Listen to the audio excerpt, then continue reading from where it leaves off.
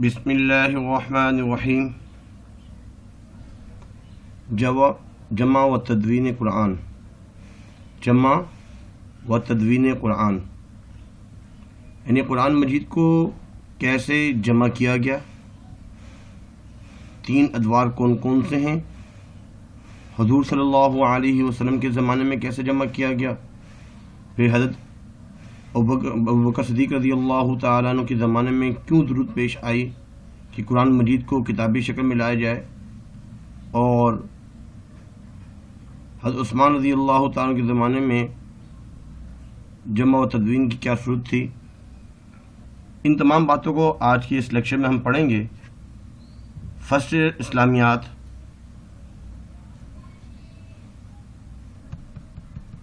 سر نوید خالد. سب سے پہلے تفسیری سوال پڑھیں گے. اس چیپٹر میں جو تفسیری سوال ہیں اس کو ہم پڑھیں گے. پہلا سوال ہے، قرآن مجید کی حفاظت کے متعلق آپ کیا جانتے ہیں، کہ قرآن مجید کی حفاظت کس طریقے سے ہوئی، اس کے بارے میں لکھنا ہے. آنسر پڑھنے سے پہلے امید ہے کہ آپ نے میرا چینل سبسکرائب کیا ہوگا. اگر نہیں کیا تو برائے مہربانی سب سے پہلے یہی کام کیجیے، سبسکرائب کر لیجیے، تاکہ فرسٹ اردو اور اسلامیات کے لیکچر آپ کو بر وقت ملتے رہیں. پھر سیکنڈری میں بھی انشاءاللہ، آگے بی ایس سی بی کام میں بھی انشاءاللہ آپ کو ملتے رہیں گے لیکچرز. اس کو شیئر بھی کیجیے اور لائک بھی کیجیے، اچھے سے اچھے کمنٹس بھی کیجیے. قرآن مجید کی حفاظت کے متعلق جواب میں ہم کوشش کریں گے بہت سی ہیڈنگز بنائیں. ایک ہیڈنگ ہی بنائیں گے، قرآن مجید کی حفاظت. قرآن مجید جو ہے نا، اس وحی کا تتمہ ہے، مکمل ہو گیا، جو حضرت آدم علیہ السلام سے لے کر تمام انبیاء علیہ السلام کی طرف آتی رہی. قرآن مجید قیامت تک تمام بنی نوع انسان کے لیے آخری، مکمل اور لازوال ہدایت کی کتاب ہے. اس لیے اس کی بقا اور حفاظت کی اشد ضرورت تھی. چنانچہ اللہ تعالیٰ نے قرآن کریم کی حفاظت کا ذمہ لیا اور فرمایا، اِنَّا نَحْنُ نَزَّلْنَا الذِّكْرَ وَإِنَّا لَهُ لَحَافِظُونَ. ترجمہ، بے شک یہ کتاب نصیحت ہم نے اتاری ہے اور یقیناً ہم ہی اس کی حفاظت کرنے والے ہیں، نیکبان ہیں. قرآن کریم کے نزول کو صدیاں بیت چکی، لیکن اللہ تعالیٰ کی حفاظت کی وجہ سے آج بھی ہمارے پاس وہی قرآن مجید موجود ہے جو سیدنا رسول اللہ صلی اللہ علیہ وسلم پر نازل ہوا تھا، جس میں کسی قسم کی کوئی تبدیلی نہیں ہوئی. حفاظت کا ایک طریقہ جو ہے وہ صدری حفاظت، سینوں کے ذریعے. حضور صلی اللہ علیہ وسلم اصل میں صدر کہتے ہیں سینے کو، اور قرآن مجید کی امتیازی شان ہے کہ اسے کتابی شکل میں محفوظ کرنے سے پہلے حضور صلی اللہ علیہ وسلم اور ان کے صحابہ رضی اللہ عنہم اجمعین کے سینوں میں محفوظ کر دیا گیا. اس مقصد کے لیے قرآن مجید کو 23 سال کے عرصے میں تھوڑا تھوڑا، موقع بہ موقع نازل کیا جاتا رہا. جیسے ہی کوئی سورت یا آیت نازل ہوتی، صحابہ کرام رضی اللہ عنہ اجمعین کی ایک بڑی تعداد اسے حفظ کرنے میں لگ جاتی، اور پھر وہ بار بار آپ صلی اللہ علیہ وسلم کے سامنے اعادہ کر کے یہ اطمینان حاصل کرتے کہ انہوں نے صحیح طریقے سے اسے حفظ کر لیا ہے. ایک اور ہے حفظ.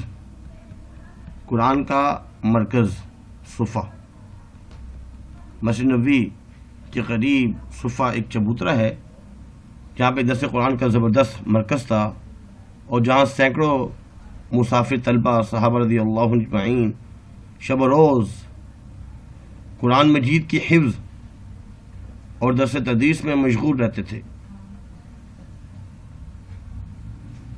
قرآن میں بھی اللہ تعالیٰ فرماتے ہیں، بلکہ یہ قرآن تو آیتیں ہیں جو اہل علم کے سینے میں محفوظ ہیں، اور ہماری آیتوں کا انکار فقط ظالم لوگ ہی کرتے ہیں. سورہ عنکبوت. ایک یہ کتابی حفاظت. بعثت نبی کے وقت مکہ مکرمہ میں تقریباً 17 افراد ایسے تھے جو لکھنے کے فن سے واقف تھے۔ ان میں سے بعض ابتدائی اسلام ہی میں مشرف با اسلام ہو گئے، جس کی وجہ سے شروع ہی سے قرآن پاک کی کتابت کا پورا انتظام وجود میں آ چکا تھا۔ قرآن مجید کی اولین نازل شدہ آیات سورہ علق کی ابتدائی آیات میں تعلیم بالقلم کو بھی ایک بہت بڑی نعمت قرار دیا ہے، اور قرآن مجید کو ایک لکھی ہوئی کتاب کی حیثیت سے متعارف کروایا گیا۔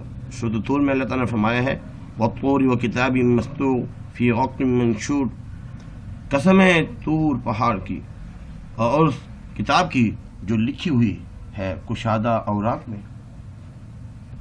کتابت قرآن مجید کے لیے اشیاء کہاں کن چیزوں پہ جو ہے کتابت کی جاتی تھی؟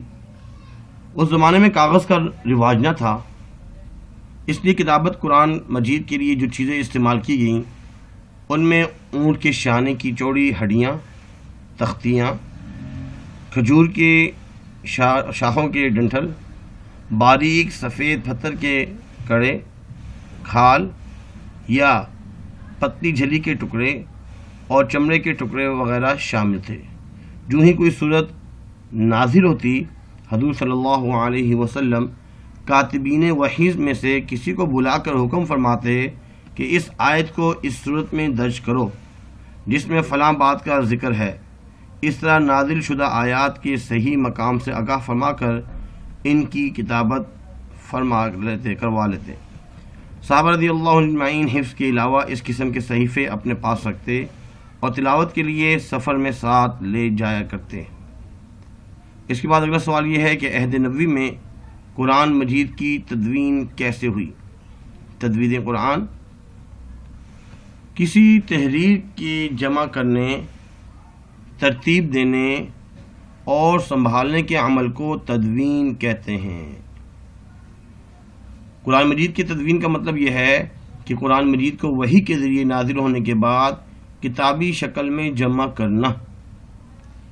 قرآن مجید آسمان سے تحریری یا کتابی شکل میں نازل نہیں ہوا، بلکہ وحی کی مختلف طریقوں سے لفظی انداز میں نازل ہوا ہے، جن کو حضور صلی اللہ علیہ وسلم نے 2 طریقوں سے محفوظ فرمایا، ایک حفظ کے ذریعے اور دوسرا تحریری شکل میں۔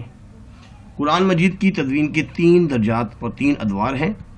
پہلا دور عہد نبوی صلی اللہ علیہ وسلم۔ اسلام کے ابتدائی دور میں عرب جو ہے وہ اتنے پڑھے لکھے نہیں تھے۔ حضور صلی اللہ علیہ وسلم نے نبوت کا اعلان فرمایا تو اس وقت بھی مکہ میں چند لوگ لکھنا جانتے تھے، ان میں خلفائے راشدین بھی شامل تھے۔ پھر رسول اللہ صلی اللہ علیہ وسلم کی تعلیم و تربیت کی وجہ سے پڑھنے لکھنے والوں کی تعداد میں اضافہ ہوا۔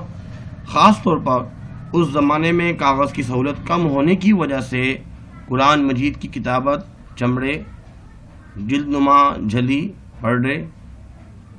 پردے، چکنے پتھر، کھجور کے پتوں، لکڑی کی تختیوں اور چوڑی ہڈیوں پر کی جاتی تھی۔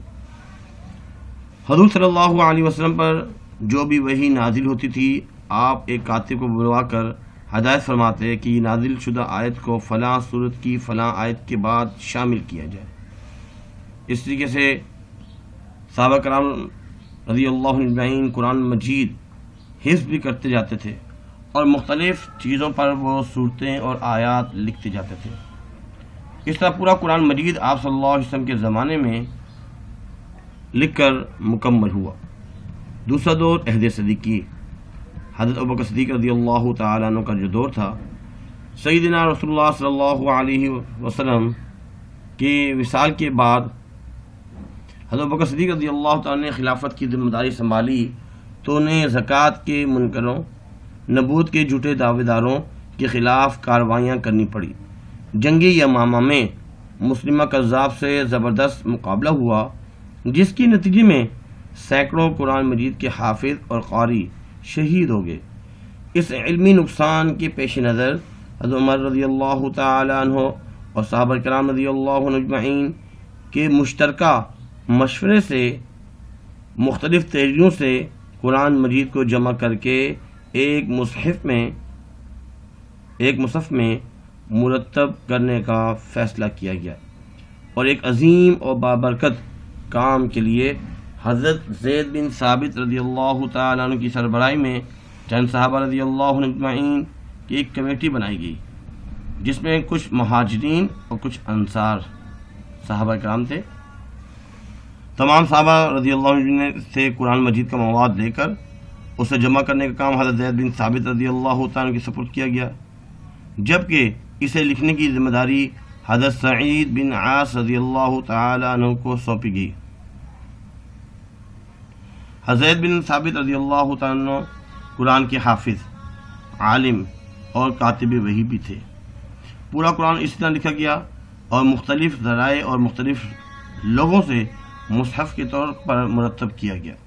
اس لحاظ سے قرآن مجید کو پہلی جامع کتابی صورت میں لانے والے حضرت ابوبکر صدیق رضی اللہ تعالیٰ عنہ ہیں۔ حضرت ابوبکر صدیق رضی اللہ تعالیٰ عنہ کے بعد قرآن کریم کا یہ نسخہ حضرت عمر رضی اللہ تعالیٰ عنہ کے پاس محفوظ رہا، اور اس کے بعد ام المؤمنین حضرت حفصہ رضی اللہ عنہا کے پاس موجود رہا۔ تیسرا جو دور ہے وہ دور عہد عثمانی۔ علاقے اور جغرافیائی کے لحاظ سے ہر زبان کے مختلف لہجے ہوتے ہیں۔ عربی زبان میں بھی بہت سی بولیاں اور انداز بیان ہیں، لیکن حضور صلی اللہ علیہ وسلم کے دور میں 7 لہجے مشہور تھے۔ آپ صلی اللہ علیہ وسلم نے لوگوں کو کی سہولت کے لیے ان میں سے کسی بھی لہجے میں قرآن کی تلاوت کرنے کی اجازت دے دی تھی، جیسے کہ آپ صلی اللہ علیہ وسلم کا ارشاد ہے، ان هذا القرآن انزل على 7 احرف فاقرعوا ما تيسر منه۔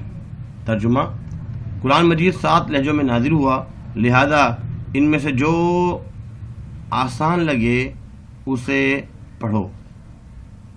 اس کے بعد اس اصول پر پہلے 2 خلفاء کے دور تک عمل ہوتا رہا، لیکن حضرت عثمان رضی اللہ تعالیٰ کے دور میں جب اسلامی حکومت دور دراز کے ممالک میں پھیل گئی تو لوگوں میں قرات کے لہجے میں اختلاف پیدا ہو گئے۔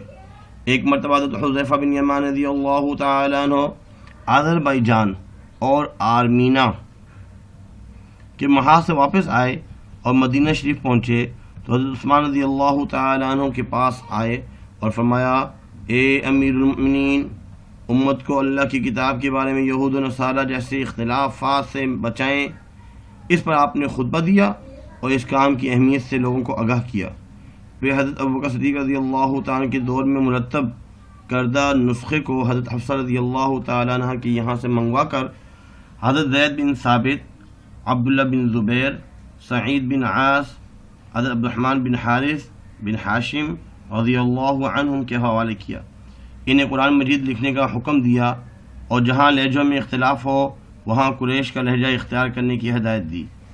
کیونکہ قرآن مجید اسی لہجے میں نازل ہوا ہے، اسی طرح 25 ہجری کی ابتدا میں مصحف عثمانی تالیف ہوا، جس کے 7 نسخے تیار کر کے مکہ مکرمہ، شام، یمن، بحرین، بصرہ اور کوفہ بھجوائے گئے۔